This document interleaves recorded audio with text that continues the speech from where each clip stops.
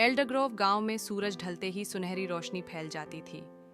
लीला 19 साल की मासूम लड़की, लंबे भूरे बाल और चमकती आंखों वाली, अपने परिवार के बगीचे में दिन बिताती थी। वह सपने देखती थी, पर क्या, यह उसे नहीं पता था। फिर गर्मियों में तोरिन आया, एक मजबूत, शांत पुरुष जिसके चौड़े कंधे और गहरी हरी आंखें उसे गांव के लड़कों से अलग करती थीं। वह नदी किनारे की चक्की ठीक करने आया था। उसकी आवाज में गर्माहट थी जो लीला के दिल को छू जाती थी। एक उमस भरी शाम, नदी के किनारे लीला फिसल गई। तोरिन ने उसे पानी से निकाला, उसकी कमीज भीग गई थी। ठीक हो? उसने पूछा। उसका हाथ उसकी बांह पर रुका। लीला शर्मा गई, उसकी सांसें तेज हो गईं। उनके बीच की हवा में कुछ अनकहा सुलग रहा था। तुम कांप रही हो, उसने धीरे कहा।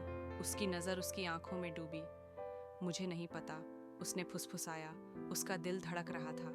अगले दिन वह उसे खेतों में मिला।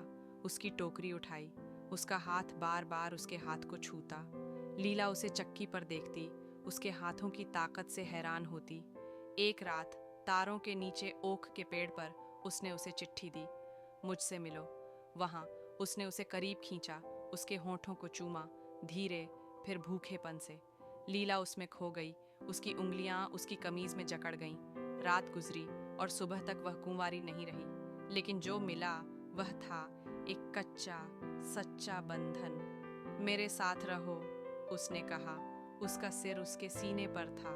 उसकी धड़कन सुनते हुए लीला मुस्कुराई। मैं हूँ,